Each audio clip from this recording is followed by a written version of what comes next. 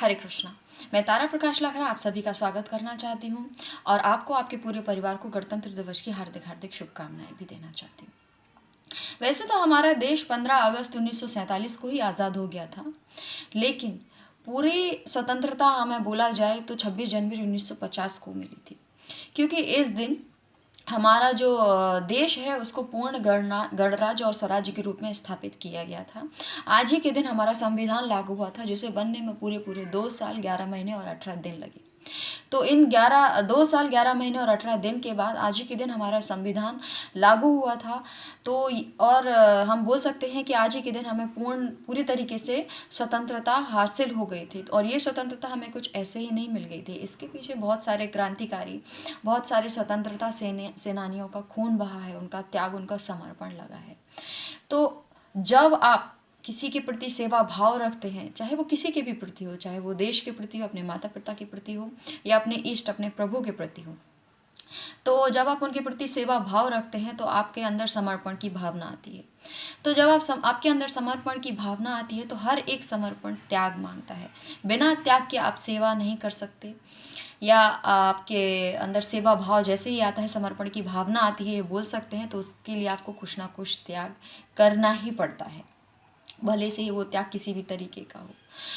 तो ऐसे ही मैं एक कहानी आपके सामने लेकर आई हूँ कि सेवा क्या है।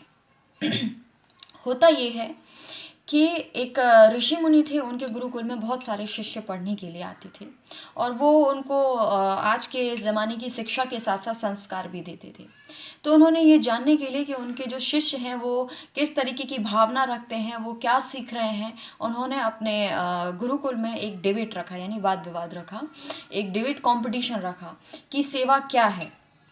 उसका टॉपिक ये था, और सेवा कैसे करनी चाहिए, सेवा क्या है। तो उन्होंने ये टॉपिक रखा और सारे बच्चे इकट्ठे हुए और उनको 2 पार्ट में डिवाइड कर दिया गया। तो सभी बच्चे अपना अपना अच्छा प्रदर्शन दे रहे थे। कोई कुछ बोल रहा था कि सेवा ये है, सेवा की भावना होनी चाहिए, सेवा हमें हमेशा सबकी सेवा करनी चाहिए। सब अपने अपने तरीके से उत्तम उम्दा प्रदर्शन दे रहे थे। कोई बच्चा ये बोल रहा था कि बिना संसाधनों के सेवा नहीं हो सकती। अगर हम किसी की सेवा करना चाहते हैं तो हमें खुद ही संपन्न होना चाहिए। अगर हम खुद ही संपन्न नहीं हैं तो दूसरों की सेवा हम कैसे करेंगे। तो सबके अपने अपने विचार थे जो गुरुजी के सामने पेश कर रहे थे। उसके बाद थोड़ी देर बाद जब ये डिबेट ख़त्म होता है तो अब बारी आती है प्राइज़ डिस्ट्रीब्यूशन की, कि कौन जीता है और किसको ये जो पुरस्कार है वो दिया जाना चाहिए। तो गुरुजी स्टेज पे आते हैं और उसके बाद एक बच्चे का नाम अनाउंस करते हैं।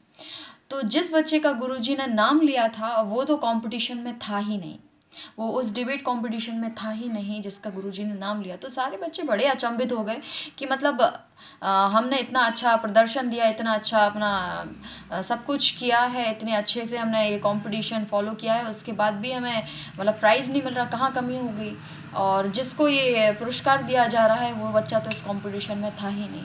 तो बच्चों ने गुरुजी से पूछा कि गुरुजी इसके पीछे मतलब क्या कहानी है, क्या किस्सा है, आप ऐसा क्यों कर रहे हैं, हम लोग समझ नहीं पा रहे। तब गुरुजी बोलते हैं कि जब ये कंपटीशन शुरू हो रहा था तब इसकी शुरुआत में ही मैंने एक घायल बिल्ली को इस समारोह, इस जो हॉल है उसके बाहर रख दिया था। तब सारे बच्चे उस बिल्ली को इग्नोर करते हुए अंदर सब अपने अपने कंपटीशन में आ गए, कंपटीशन में पार्ट लेने के लिए। लेकिन वो बच्चा जो कंपटीशन में था पहले, लेकिन चूंकि वो बिल्ली घायल थी तो उसको उठाया, उसने उसका इलाज किया, उसको जो भी पट्टी वगैरह बांधी और उसको सुरक्षित कुछ खाना उसको खिला करके उसको सुरक्षित एक स्थान पर छोड़ा। तो जिस वजह से वो इस कंपटीशन में पार्टिसिपेट नहीं कर पाया। तो सेवा क्या है? तो सेवा का सच्चा महत्व सिर्फ वही बच्चा समझ पाया है कि सेवा है क्या। इसलिए ये पुरस्कार उस बच्चे को दिया जाता है। तो इस कहानी के ज़रिए मैं सिर्फ यही बताना चाहती हूँ कि जब आप के मन में समर्पण भावना आती है, सेवा की भावना आती है, तो उसके पीछे कुछ ना कुछ आपको त्याग करना ही पड़ता है, और त्याग ही जीवन है, ऐसा कहा जाता है। तो सेवा भाव बनाए रखिए, अपने आसपास सफाई रखिए। हरे कृष्ण।